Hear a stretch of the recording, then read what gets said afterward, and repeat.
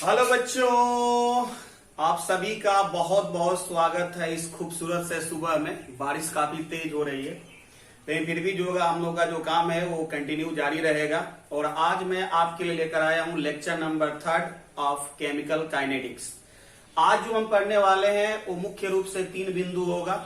सबसे पहले हम पढ़ेंगे factor affecting the rate of reaction, यानी वह कौन कौन से कारण है जिससे रेट ऑफ रिएक्शन प्रभावित होगा। नंबर 2 हम पढ़ेंगे रेट लॉ, ठीक है। नंबर 2 क्या पढ़ेंगे? Rate law. और नंबर 3 हम पढ़ेंगे ऑर्डर ऑफ रिएक्शन। और नंबर 4 हम पढ़ेंगे यूनिट ऑफ रेट कांस्टेंट के। तो ये आज के जो लेक्चर होगा इसमें 4 मुख्य बिंदु हाईलाइटेड होंगे। तो चलिए हम लोग स्टार्ट करते हैं। आप जो होंगे पहले तो 20-25 मिनट कंप्लीट थ्योरेटिकल होगा, उसके बाद आपका न्यूमेरिकल पोर्शन स्टार्ट होगा। तो आप रेडी हैं? है ना रेडी? चलिए, कोई दिक्कत तो नहीं है। और बिल्कुल कंटिन्यूअस आपको वीडियो अब मिलते रहेगा, क्योंकि मैं अब फ्री हो चुका हूं ऑलमोस्ट, ठीक है ना। और थोड़ा बहुत काम है तो मैं एडजस्ट करते रहूंगा, तो टेंशन नहीं लेना है। और बारिश का एंजॉय करते रहिए और पढ़ाई करते रहिए। चलिए स्टार्ट करते हैं। तो हेडिंग लगा लीजिए, आप हेडिंग लगा लीजिए factor affecting the rate of reaction. वह कौन कौन से कारण हैं जो रेट ऑफ रिएक्शन को प्रभावित करते हैं, यानी वह कौन कौन चीज है जिसको बढ़ाने से रेट ऑफ रिएक्शन बढ़ जाएगा या घटाने से रेट ऑफ रिएक्शन घट जाएगा। वैसे तो इसमें टोटल 5-6 पॉइंट है जो रेट ऑफ रिएक्शन को अफेक्ट करता है, लेकिन मुख्य रूप से 3 फैक्टर जो होगा रेट ऑफ रिएक्शन को चेंज करता है। पहला फैक्टर होगा टेम्परेचर का, दूसरा फैक्टर होगा कॉन्सेंट्रेशन का, और तीसरा फैक्टर होगा कैटलिस्ट का। इसके अलावा भी कुछ फैक्टर हैं, लेकिन यही 3 मेन इंपॉर्टेंट है। तो पहला हम लोग देखेंगे, सबसे पहला हम लोग देखेंगे effect of temperature on ROR। ROR को क्या पढ़ेंगे? रेट ऑफ रिएक्शन, यानी कि टेम्परेचर का क्या इफेक्ट है रेट ऑफ रिएक्शन में, रिएक्शन के स्पीड को क्या बढ़ा देगा या घटा देगा। तो जनरली ये पाया गया है बच्चों कि अगर हम टेम्परेचर को बढ़ाते हैं तो रिएक्शन का रेट बढ़ जाएगा, रिएक्शन का स्पीड बढ़ जाएगा, यानी रिएक्शन जल्दी कंप्लीट होगा। तो पहला पॉइंट लिखेंगे generally it was found that ROR, rate of reaction, is increased by increasing the temperature। हमेशा नहीं होता, कभी कभी थोड़ा बहुत चेंज होगा, लेकिन प्रायः यही आपको मिलेगा 99%, ठीक है। इसके बाद आपको सेकंड पॉइंट आपको बहुत ज्यादा इंपॉर्टेंट है, इसको ध्यान रखिएगा। ऑब्जेक्टिव क्वेश्चन में कई बार डायरेक्टली पूछ लेता है। Experimentally it was found that when temperature is raised by 10 degree Celsius then rate of reaction increased by 2 times। अगर आपने टेम्परेचर में 10 डिग्री सेल्सियस बढ़ा दिया, जैसे मान लेते हैं पहले 25 डिग्री था और फिर बढ़ाकर हम 35 डिग्री कर दिए, या पहले मान लीजिए 27 डिग्री था, उसमें 10 डिग्री बढ़ाकर 37 डिग्री सेल्सियस कर दिए। तो जैसे ही हम टेम्परेचर में 10 डिग्री सेल्सियस बढ़ाएंगे तो जो रेट ऑफ रिएक्शन है वो पहले से लगभग डबल हो जाएगा, पहले से लगभग 2 गुना हो जाएगा। ये एक्सपेरिमेंटली पाया गया है। क्लियर हो गया? हाँ, इसी को जो टेम्परेचर का इफेक्ट है उसी से रिलेटेड होगा आपका आर्हेनियस इक्वेशन।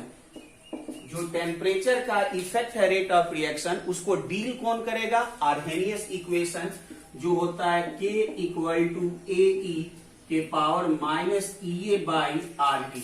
अब यहां पर K रेट कांस्टेंट है, ये आपका प्री एक्सपोनेंशियल फैक्टर है, E को एक्टिवेशन एनर्जी, R को गैस कांस्टेंट और T को टेम्परेचर। लेकिन अभी इस इक्वेशन के बारे में दिमाग नहीं लगाना है। इस इक्वेशन को डिटेल्स में हम पढ़ेंगे, पूरा का पूरा कम से कम 1 घंटा से ज्यादा का लेक्चर होगा सिर्फ इस इक्वेशन पे, ठीक है। तो तत्काल हम ये बता रहे हैं कि टेम्परेचर का इफेक्ट जो होगा इस इक्वेशन के द्वारा डील किया जाएगा। तो आप इसको नोट करेंगे जल्दी से। तो ये था टेम्परेचर का इफेक्ट। टेम्परेचर के इफेक्ट के बाद अब हम नंबर 2 देखने वाले हैं बच्चों, कॉन्सेंट्रेशन का इफेक्ट। किसका इफेक्ट? कॉन्सेंट्रेशन का। तो इफेक्ट ऑफ कॉन्सेंट्रेशन, किसका कॉन्सेंट्रेशन? तो जनरली रिएक्टेंट का, on ROR, effect of concentration of reactant on rate of reaction.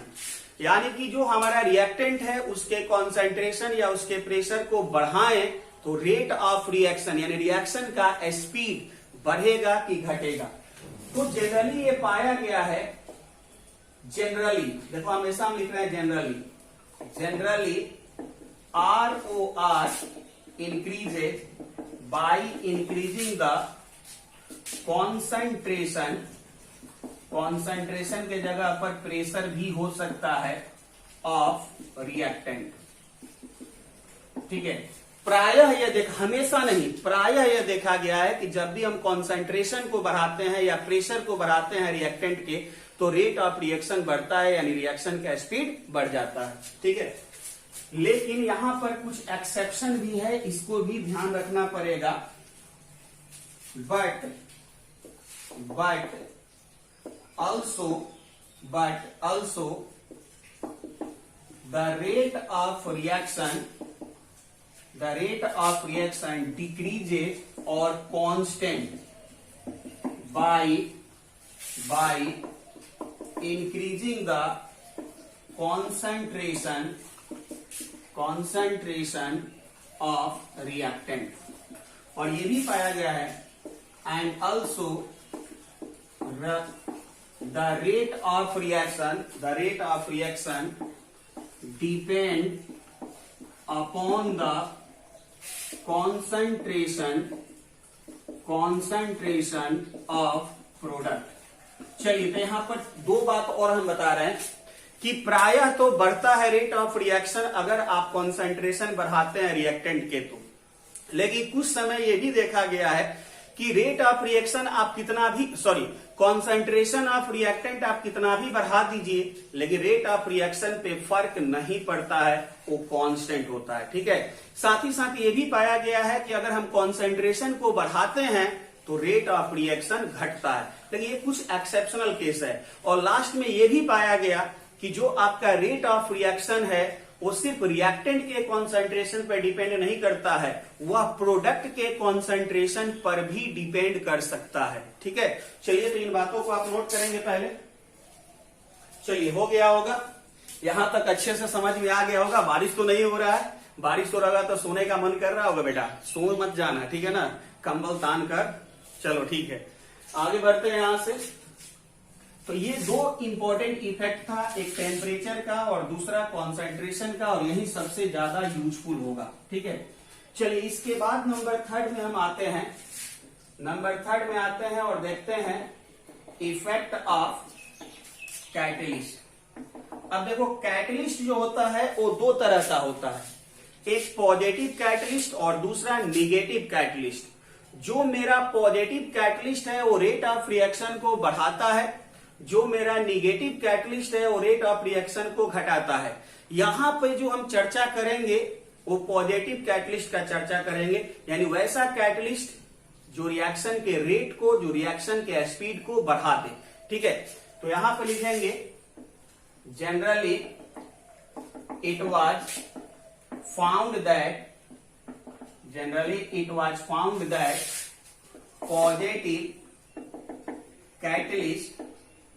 positive catalyst increases the rate of reaction by decreasing the activation energy,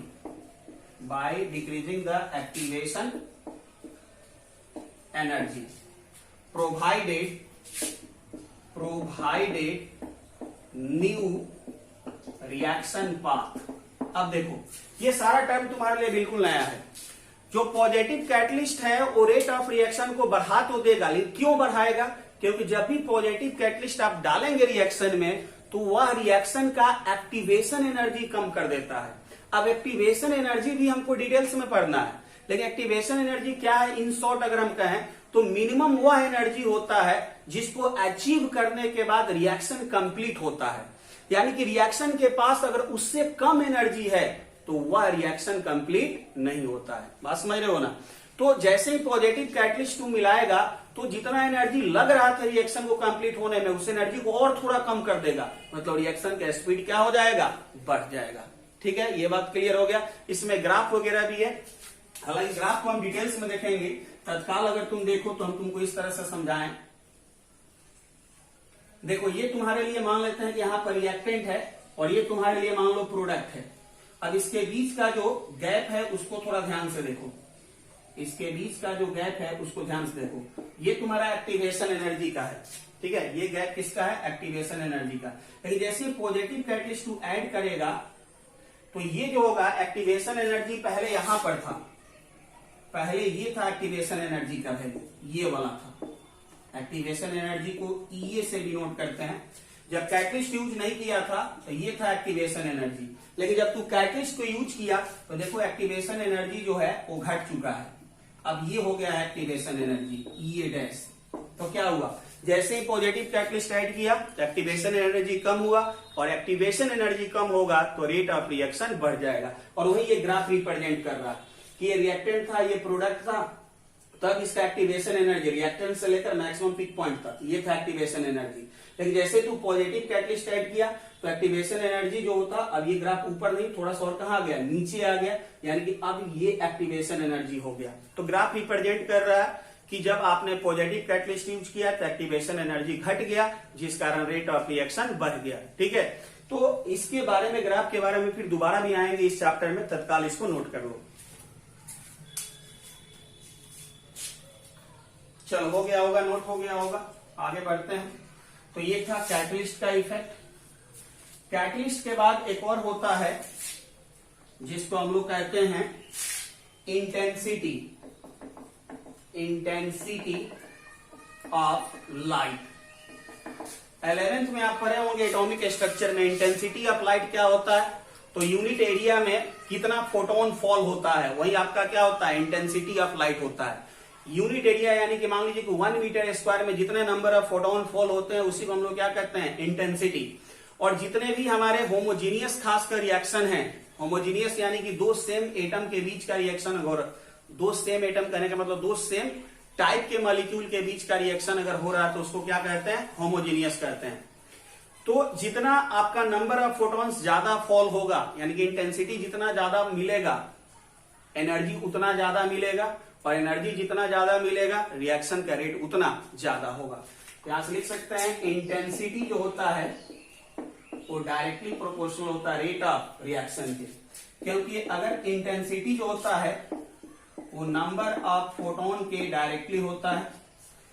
जितना photon ज्यादा मिलेगा intensity उतना ज्यादा होगा, और फोटोन जितना ज्यादा मिलेगा एनर्जी उतना ज्यादा मिलेगा, और एनर्जी जितना ज्यादा मिलेगा रेट ऑफ रिएक्शन उतना ही ज्यादा होगा। ये लाइन समझ में आया या नहीं आया, फिर से समझाते हैं। रिएक्शन को प्रोवाइड करने के लिए क्या देना पड़ता है, बाहर से एनर्जी। ठीक है, तो इंटेंसिटी अगर बढ़ रहा है ना तो नंबर ऑफ फोटोन बढ़ रहा है, और नंबर ऑफ फोटोन अगर बढ़ रहा है तो फोटोन की एनर्जी पता है ना, E=hc/λ। ठीक है, तो जितना नंबर ऑफ फोटोन बढ़ेगा एनर्जी क्या होगा, बढ़ेगा, और एनर्जी बढ़ेगा तो रिएक्शन का रेट क्या होगा, बढ़ेगा। चलो इसको नोट करो। अब इसके बाद एक और टर्म होता है, इंटेंसिटी ऑफ लाइट हो गया। इसके बाद एक और चीज होता है जिसको हम लोग कहते हैं कि जो आपका ROR होता है, रेट ऑफ रिएक्शन, ये जो होता है आपका होमोजीनियस के लिए ज्यादा होता है हेट्रोजीनियस के तुलना में। अब होमोजीनियस कहने का मतलब, तो होमोजीनियस रिएक्शन उसे कहते हैं जिसमें सभी एक फेज में हो, एक फेज में यानी कि all reactant should be in solid state और इन लिक्विड स्टेट और इन गैसियस स्टेट। ठीक है, तो ऐसा रिएक्टेंट जिसमें दोनों रिएक्टेंट जो होगा, मान लेते हैं कि यहां पर A है प्लस B है, प्रोडक्ट बना रहा है P। अगर ये गैस है और ये गैस है तो ये दोनों क्या है, होमोजेनियस है। या ये लिक्विड है और ये लिक्विड है तो भी ये रिएक्टेंट क्या है, होमोजेनियस है। या मान लीजिए कि ये सॉलिड है और ये सॉलिड है तो ये भी क्या है, होमोजेनियस है। लेकिन मान लीजिए एक गैस है और दूसरा क्या है, लिक्विड है। एक लिक्विड है, दूसरा क्या है, सॉलिड है। एक सॉलिड है, तीसरा मान लेते हैं क्या है, गैस है।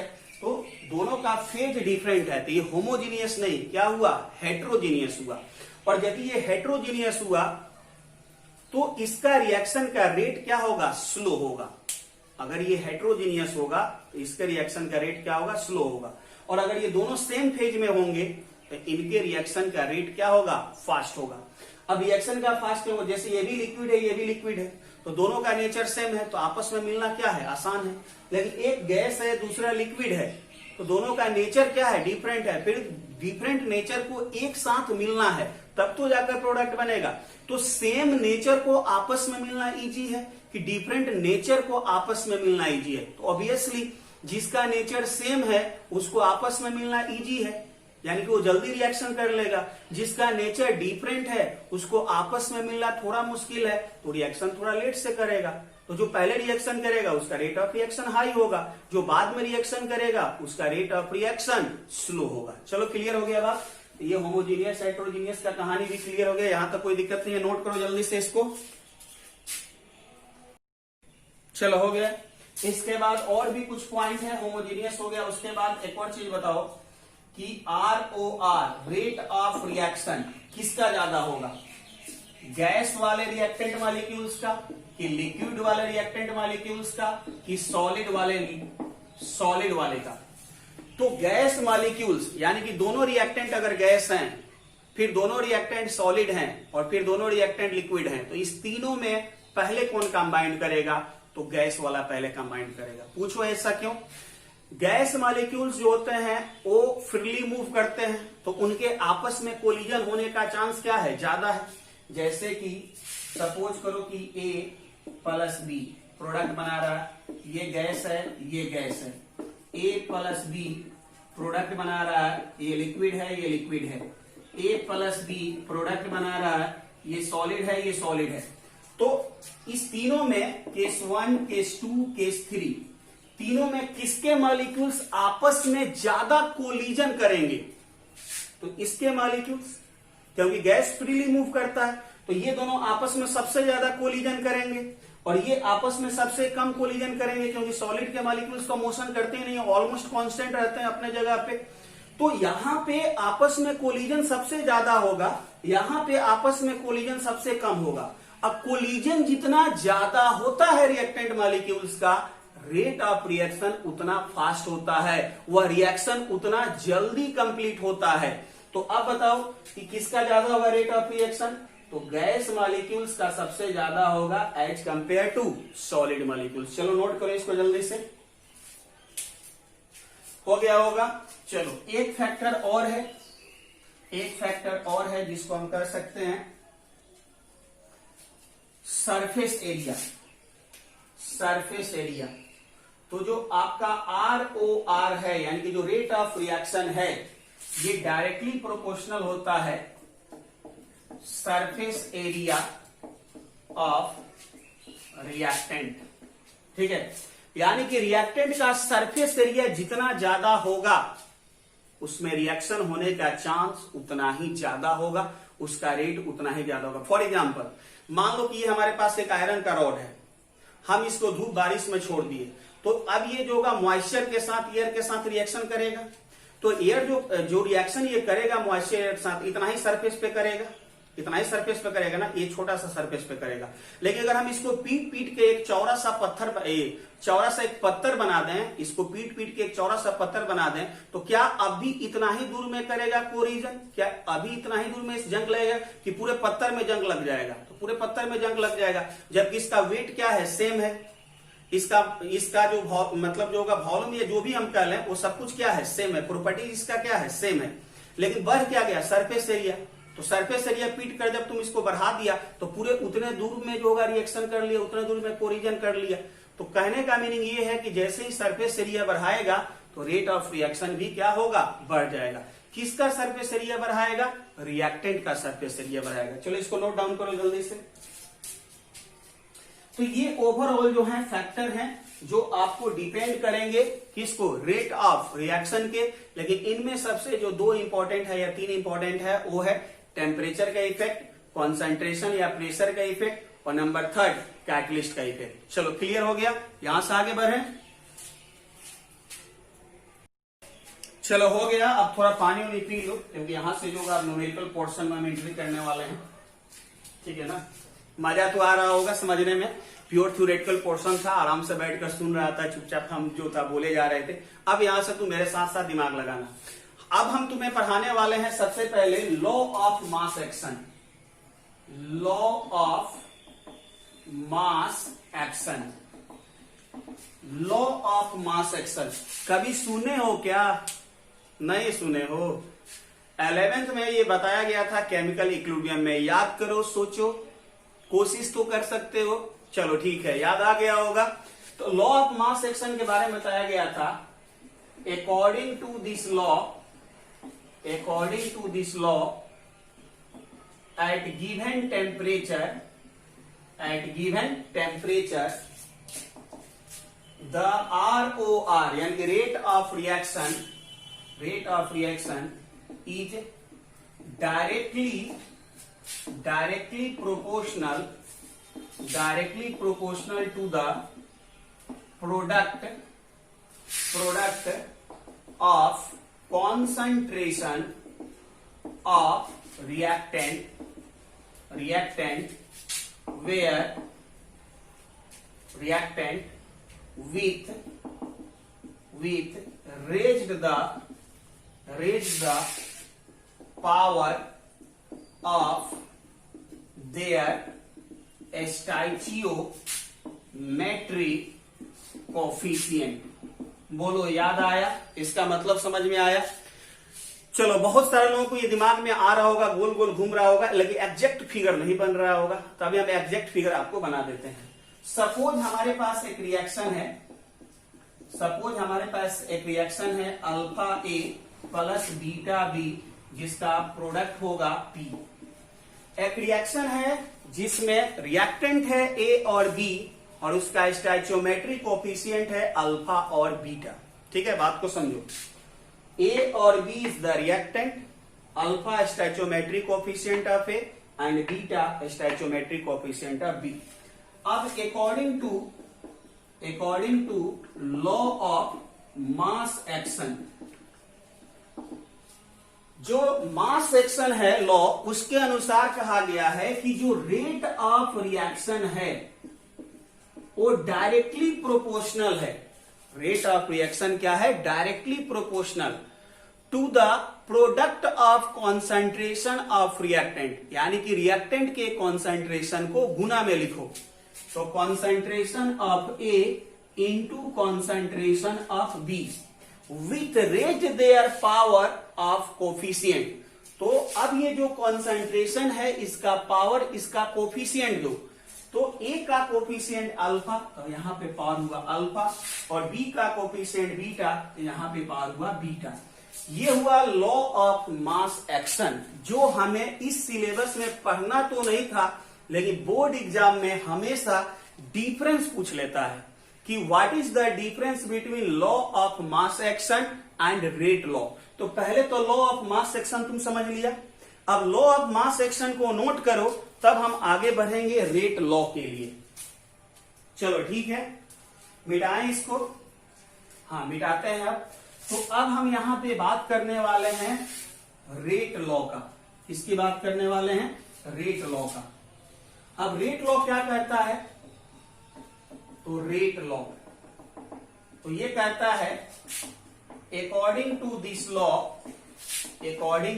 This law at given temperature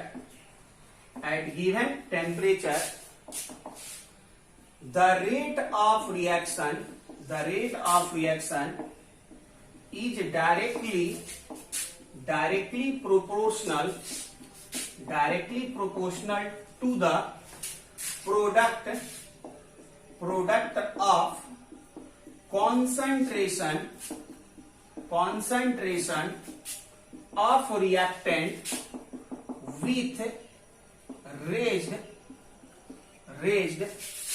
the sum power of concentration of reactant। अब देखो यहां पे अंतर क्या है, what is the main difference between rate law and law of mass action. तो दोनों का पहला स्टेटमेंट सेम है कि at a given temperature the rate of reaction is directly proportional to the product of concentration of reactant. लेकिन इसके बाद वाला लाइन चेंज है, लॉ ऑफ मास एक्शन में with raise the power their coefficient, जो वहां रिएक्टेंट का coefficient है वही रिएक्टेंट का पावर दे दो कॉन्सेंट्रेशन का। लेकिन यहां पर कह रहा है कि नहीं, विथ रेज्ड सम पावर, यानी कि जो कॉन्सेंट्रेशन का रिएक्टेंट का पावर दे रहे हो वो कोफिशिएंट होगा या नहीं होगा, इस बारे में कोई चर्चा नहीं हुआ। तो अगर यहां पे सपोज करो कि हमारे पास एक रिएक्शन है अल्फा ए बीटा बी, प्रोडक्ट बना रहा है पी। फिर से तुम्हें पता है कि ए और बी हमारा रिएक्टेंट है, अल्फा और बीटा इनका स्टोइचियोमेट्रिक कोफिशिएंट है। तो अगर हम अकॉर्डिंग टू रेट लॉ लिखें, अकॉर्डिंग टू रेट लॉ लिखें यहां पे, तो जो हमारा रेट ऑफ रिएक्शन होगा, जो रेट ऑफ रिएक्शन वो डायरेक्टली प्रोपोर्शनल होगा किसके, product of concentration of reactant. यानी कि जो रिएक्टेंट है उसके कॉन्सेंट्रेशन को किस में, प्रोडक्ट में लिखो, गुना में लिखो, विथ रेज्ड सम पावर। तो यहां पे पावर क्या देना है, तो यहां पे मान लिए x और यहां पे मान लिए y। क्लियर हो गया बात। जबकि लॉ ऑफ मास सेक्शन में यहां अल्फा कोफिशिएंट था द पावर अल्फा, यहां बीटा कोफिशिएंट था द पावर बीटा। अब जैसे कि तुम्हें पता है प्रोपोर्शनल का साइन हटाएंगे कोई कांस्टेंट टर्म आएगा, तो यहां भी आएगा। तो यहां से रेट ऑफ रिएक्शन जो होगा वो होगा के ए के पावर x और b के पावर y। अब k क्या है यहां पे, तो k हमारे लिए है रेट कांस्टेंट, k क्या है, रेट कांस्टेंट। x क्या है, तो x है हमारा order of reaction with respect to a, और b क्या है, सॉरी y क्या है, तो order of reaction with respect to b। तो k को रेट कांस्टेंट कहेंगे, और रेट लॉ में जो आपके रिएक्टेंट के कॉन्सेंट्रेशन का पावर है वही क्या कहलाता है, ऑर्डर ऑफ रिएक्शन। तो पहले आप इसको नोट करेंगे। हाँ, इतना जब आप लिखेंगे तब आपको 1 मार्क्स या 2 मार्क्स का क्वेश्चन मिलेगा। या हो सकता है कि डिफरेंस दे दे रेट लॉ और लॉ ऑफ मास सेक्शन में, तो पहले जितना वहां बताए थे कंप्लीट लिखेंगे, फिर ये भी कंप्लीट लिखेंगे, तब आपका पूरा सही आंसर होगा। चलिए नोट कीजिए पहले इसको जल्दी से। चलिए हो गया इतना, आगे बढ़ाएं इसको। यहां तक आई होप आप समझ चुके होंगे अच्छे से। अब देखो यहां पर एक नया टर्म आया है बच्चों, ऑर्डर ऑफ रिएक्शन। तो ऑर्डर ऑफ रिएक्शन को थोड़ा डिफाइन कर लेते हैं, फिर आगे बढ़ते हैं। तो ऑर्डर ऑफ रिएक्शन क्या है, order of reaction, order of reaction. तो देखो ऑर्डर ऑफ रिएक्शन, पहली बात तो ये थ्योरेटिकल कंसेप्ट नहीं है, एक्सपेरिमेंटल कंसेप्ट है। इवन हम ये कह रहे हैं कि जो मेरा रेट लॉ है वो थ्योरेटिकली डिसाइड नहीं होता है, एक्सपेरिमेंटली डिसाइड होता है, नंबर 1। नंबर 2 कि ऑर्डर ऑफ रिएक्शन क्या एक्सपेरिमेंटल कंसेप्ट है कि थ्योरेटिकल कंसेप्ट है, तो order of reaction experimental concept है। नंबर 3 ऑर्डर ऑफ रिएक्शन होता क्या है, तो रेट लॉ में, रिएक्शन में नहीं, कहां पे, रेट लॉ में जो रिएक्शन के नीचे रेट लॉ लिखा रहेगा उसमें रिएक्टेंट के कॉन्सेंट्रेशन का जो पावर होता है वही ऑर्डर ऑफ रिएक्शन होता है। तो यहां पे लिखेंगे it is the experimental concept. पहला पॉइंट तो ये ध्यान रखेंगे कि ऑर्डर ऑफ रिएक्शन क्या एक्सपेरिमेंटल कंसेप्ट है। Second point, the power of reactant, the power of concentration, the power of concentration of reactant reactant in rate law is called order of reaction. Rate law में जो reactant के concentration का power appear होगा उसी को कहते हैं order of reaction. Clear हो गया। तीसरी बात कि ऑर्डर ऑफ रिएक्शन में be positive, negative, zero, fraction. बात समझ रहे हो। ऑर्डर ऑफ रिएक्शन पॉजिटिव भी हो सकता है, निगेटिव भी हो सकता है, जीरो भी हो सकता है और फ्रैक्शन भी हो सकता है। और लास्ट पॉइंट एक और, there is no any simple relation between order of reaction and stoichiometric coefficient of reaction। यानी कि ऑर्डर ऑफ रिएक्शन और स्टोइचियोमेट्रिक कोएफिशिएंट ऑफ रिएक्शन में कोई भी रिलेशन सिंपल नहीं है। ऑर्डर ऑफ रिएक्शन स्टोइचियोमेट्रिक कोएफिशिएंट के इक्वल हो भी सकता है और उसके इक्वल नहीं भी हो सकता है। तो कई बार बच्चे गलती कर देते हैं कि जो स्टोइचियोमेट्रिक कोएफिशिएंट होता है उसी को ऑर्डर ऑफ रिएक्शन समझ बैठते हैं। चलो फिलहाल अभी जो हम कह रहे हैं इसका एग्जैक्ट मतलब तुम्हें नहीं समझ में आ रहा होगा, तो पहले इसको नोट करो समझाते हैं। चलो ठीक है, नोट कर लिया होगा। अब हम तुम्हें क्या समझा रहे हैं यहां पर ध्यान से देखो। सपोज करो कि तुम्हारे पास एक रिएक्शन है 2A + B, यहां पे प्रोडक्ट है P और इसके लिए रेट ऑफ रिएक्शन लिखा गया है K, A के पावर 2 और B। ठीक है, एक ये रिएक्शन दिया गया है और इस रिएक्शन का नीचे रेट ऑफ रिएक्शन दिया गया है, यानी कि रेट लॉ दिया गया है। ठीक है, अब तुमसे कहा गया कि order of reaction with respect to A बता दो।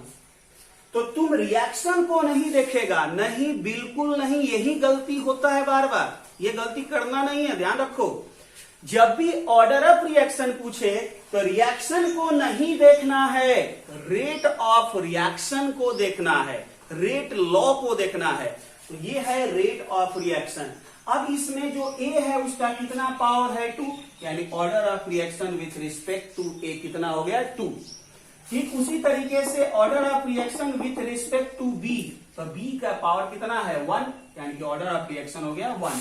और अगर हम आपसे कहें कि ओवरऑल ऑर्डर ऑफ रिएक्शन, इस पूरे रिएक्शन का ओवरऑल, तो ए का ऑर्डर प्लस बी का ऑर्डर, क्योंकि दो ही रिएक्टेंट है ए और बी, तो 2 + 1 कितना हो गया 3। चलो अब तो समझ में आ गया होगा। अब यहां कमाल की बात यह है कि जो इसका स्टोइचियोमेट्रिक कोएफिशिएंट है वही इसका ऑर्डर ऑफ रिएक्शन भी है। ए का स्टोइचियोमेट्रिक कोएफिशिएंट 2 है तो ऑर्डर ऑफ रिएक्शन भी 2 है। बी का स्टोइचियोमेट्रिक कोएफिशिएंट 1 है तो ऑर्डर ऑफ रिएक्शन भी 1 है। तो ये किस्मत था ऐसा कि मिला, लेकिन ये हमेशा नहीं होगा। जैसे कि अगर आप इसको नोट कर लिए हैं तो हम दूसरा एग्जांपल यहां पर आपको समझाएं। तो मान लीजिए कि एक रिएक्शन है x प्लस या 2x + y प्रोडक्ट बना रहा है z। यहां पर जो आपके लिए रेट ऑफ रिएक्शन दिया गया है वो दिया गया है k x y के पावर 1/2।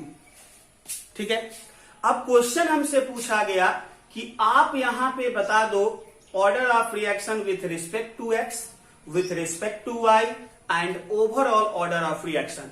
तो सबसे पहले हमसे पूछा गया order of reaction with respect to x। जवाब चाहिए हमें, बताओ क्या लिख दें, 2 लिख दें? नहीं, ऑर्डर ऑफ रिएक्शन के लिए रिएक्शन नहीं देखना, रेट ऑफ रिएक्शन देखना है कि क्या पावर है रिएक्टेंट का।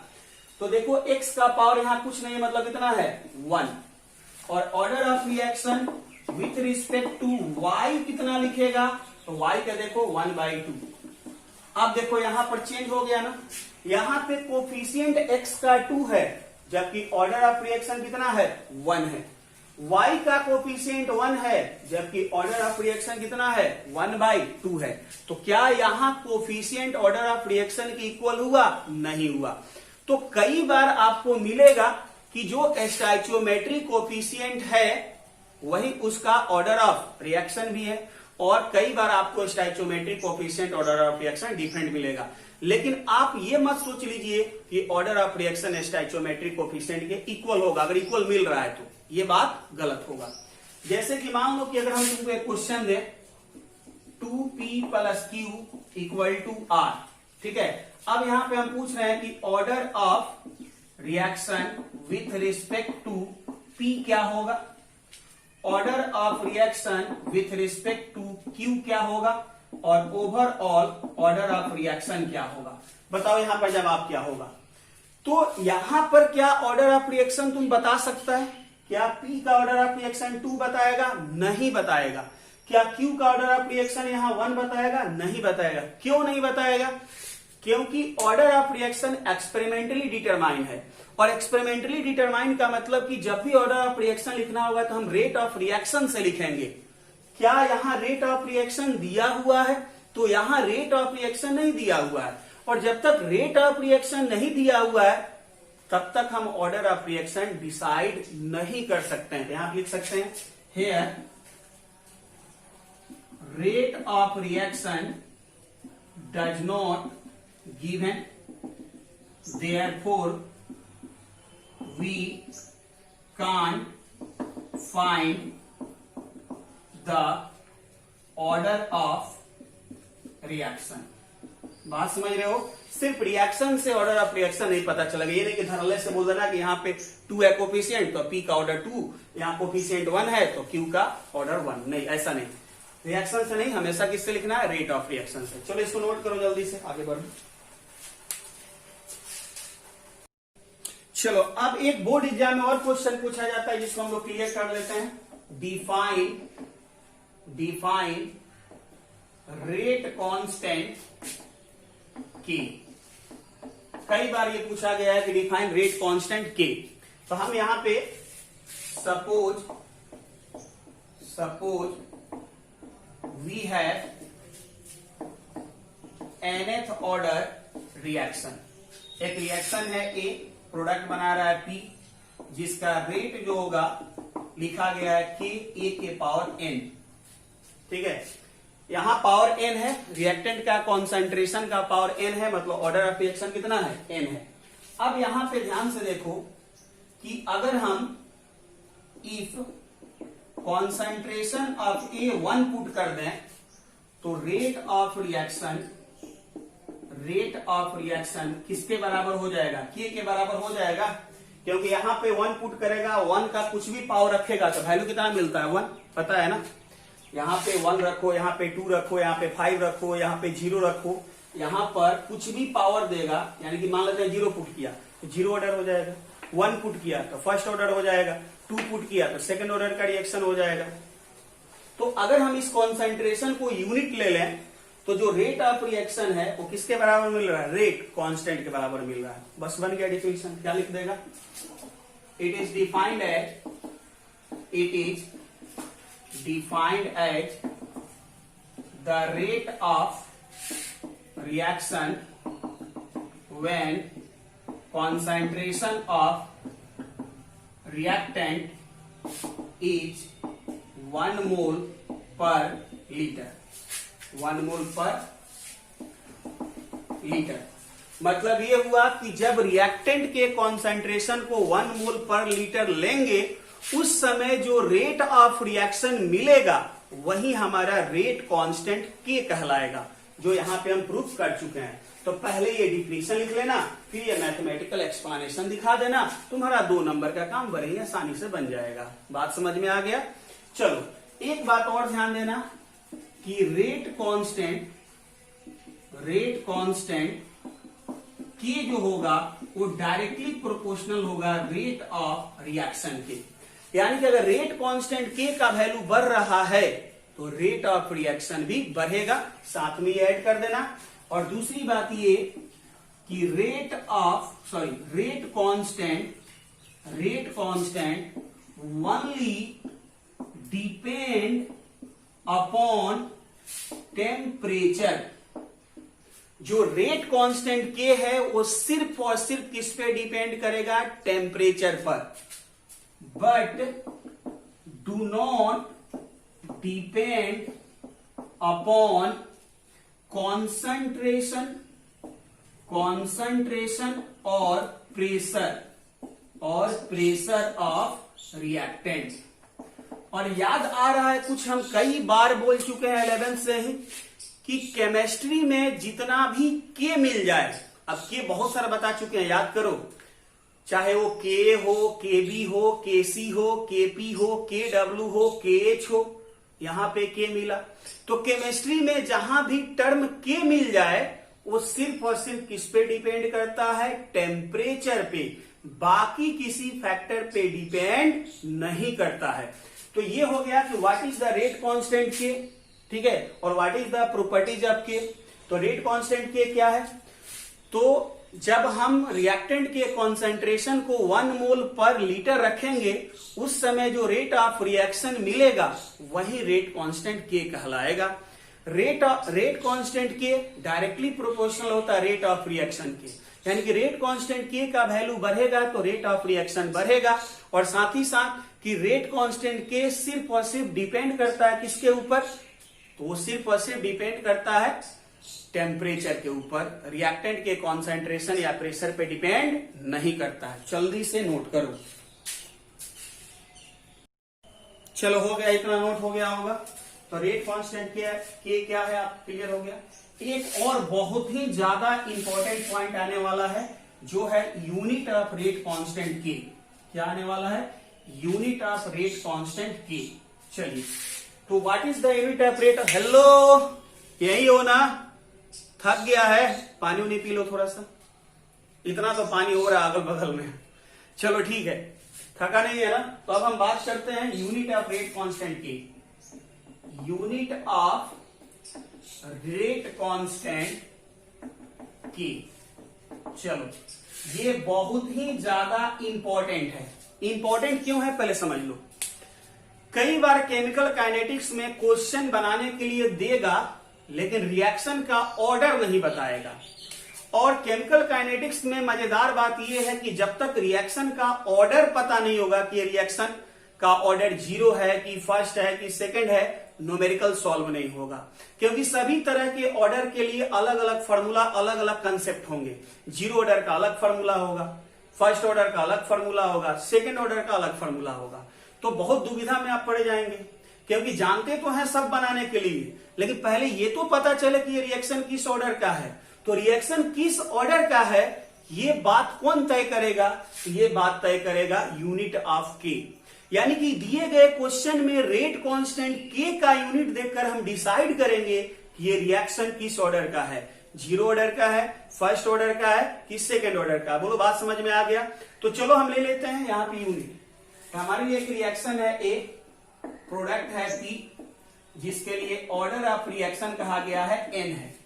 तो ये रिएक्शन है और ये रिएक्शन का रेट अगर लिखना है तो रेट लिखने का तरीका क्या बताते हैं? Rate of reaction directly proportional to the product of concentration of reactant. तो एक ही रिएक्टेंट है A, with rate their power. Power यहां पर क्या होता है? तो ऑर्डर ऑफ रिएक्शन जो क्वेश्चन में दे रखा है कितना? एन। लिख लो। तो रेट ऑफ रिएक्शन हो गया यहां पे के, ए के पावर एन। अब यहां पे हमें के चाहिए, तो के इक्वल टू क्या मिला? जल्दी से देखो, रेट ऑफ रिएक्शन अपॉन ए के पावर कितना हो गया? एन। बोलो ठीक है, आया समझ में बात? अब यहां से अगर हम आपसे कहें कि यूनिट ऑफ के बताओ, तो यूनिट ऑफ के ऊपर rate of reaction, rate of reaction की यूनिट याद है आपको? तो रेट ऑफ रिएक्शन क्या था? Change in concentration with respect to time. तो ऊपर था कॉन्सेंट्रेशन का यूनिट, नीचे टाइम का यूनिट, तो था मोल पर लीटर पर टाइम। देख लेना, पिछले वीडियो में बताए हुए हैं। तो रेट ऑफ रिएक्शन का यूनिट हो गया मोल पर लीटर पर टाइम। और नीचे बिगर ब्रैकेट में हम आपको बता चुके हैं कि उसका मतलब क्या होता है? मोलरिटी होता है।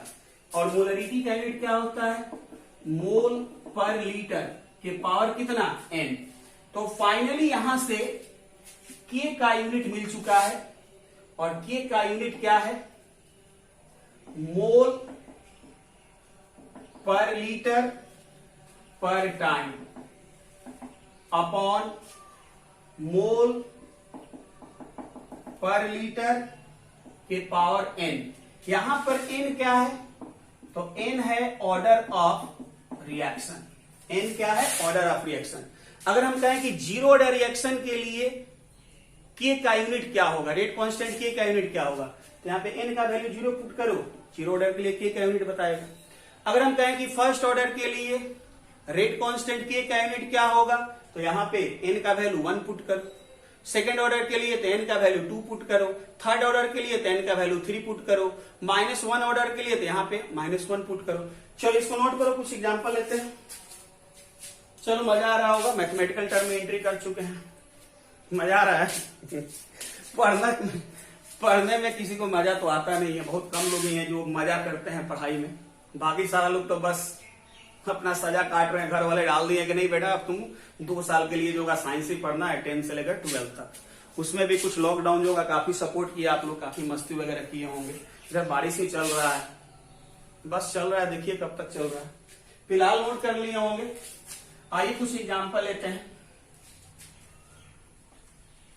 चलिए, हमसे किसी ने कहा कि यूनिट ऑफ के फॉर जीरो ऑर्डर रिएक्शन, तो के का यूनिट क्या है जल्दी से देखो।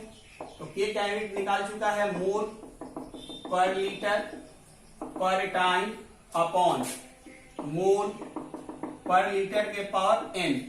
अब एन क्या है, ऑर्डर ऑफ रिएक्शन। तो किस ऑर्डर का निकालना है, जीरो ऑर्डर का। तो जीरो ऑर्डर का निकालना है, एन का वैल्यू 0 पुट करो। अब किसी भी संख्या या किसी भी चीज का पावर अगर 0 करेगा तो वैल्यू क्या हो जाएगा, 1। तो यहां से क्या हो गया, यूनिट ऑफ के फॉर जीरो ऑर्डर रिएक्शन क्या दिखाई दे रहा है जल्दी से देखो। तो ये तो 1 हो गया, तो मोल पर लीटर पर टाइम। अब टाइम की जगह पर मिनट आवर डेज जो भी होगा चलते रहेगा। नोट करो इसको जल्दी से। उसी तरीके से मान लेते हैं हमसे किसी ने कहा कि यूनिट ऑफ के फॉर फर्स्ट ऑर्डर। तो लिख लो, यहां से के का क्या मिला है, मोल पर लीटर पर टाइम अपॉन मोल पर लीटर के पावर कितना, एन। एन यानी फर्स्ट ऑर्डर तो 1, तो मोल पर लीटर कैंसिल। तो यूनिट ऑफ के फॉर फर्स्ट ऑर्डर कितना हो जाएगा, पर टाइम। अब पर टाइम का मतलब समझ रहे हो, पर minute per hour per day जो भी होगा। चलो हो गया। इसी तरीके से मान लेते हैं कि हमसे किसी ने कहा कि जीरो ऑर्डर निकाल लिया, फर्स्ट ऑर्डर निकाल लिया। यूनिट ऑफ के फॉर सेकेंड ऑर्डर, तो के का यूनिट क्या है देखो, मोल पर लीटर पर टाइम अपॉन मोल, यहीं पे रहो, इधर उधर नहीं, मोल पर लीटर के पावर एन। अब यहां पे एन होता है, यहां पे सेकेंड ऑर्डर, यहां पे 2। अब देखो, एक से एक ये कैंसिल हो गया, तो के क्या हो गया, ये ऊपर जाएगा तो लीटर बन जाएगा, तो लीटर, ये मोल है तो पर मोल बन जाएगा, पर मोल पर टाइम। ये किसके लिए हो गया, सेकेंड ऑर्डर के लिए। तो तुम्हें zero order, first order, second order का रटना नहीं है, तुम्हें ये ध्यान रखना है कि के का यूनिट क्या होता है, मोल पर लीटर पर टाइम अपॉन मोल पर लीटर के पावर एन। ये याद रखना है। ये याद रखेगा तो किसी भी ऑर्डर का रेट कांस्टेंट के का यूनिट डिसाइड हो जाएगा। बात समझ रहे हो ना। ये नहीं कि जीरो ऑर्डर का रट लिए, फिर फर्स्ट ऑर्डर का रट लिए, फिर सेकंड ऑर्डर का रट लिए। रटना कुछ नहीं है, सिर्फ ये ध्यान रखना है, ठीक है। और ये ध्यान रहेगा तो किसी भी ऑर्डर का, जैसे मान लेते हैं कि हम कहते हैं कि नहीं ऑर्डर ऑफ रिएक्शन -1 है, यहाँ पे कितना पुट कर दो, -1 पुट कर दो, उसके अनुसार निकाल लो के का यूनिट। किसने कहा कि नहीं 1/2 है ऑर्डर ऑफ रिएक्शन, तब के का यूनिट बताओ, तो यहाँ पर एन की जगह पर 1/2 पुट कर दो, उसके अनुसार के का यूनिट निकाल लो। चलो इतना क्लियर हो गया। चलो अब हमको लग रहा है कि वीडियो जो होगा अब इसके बाद बताएंगे तो लंबा हो जाएगा बहुत ज्यादा। तो अब हम मिलेंगे बहुत जल्द नेक्स्ट वीडियो में। पढ़ाई करते रहो। All the best.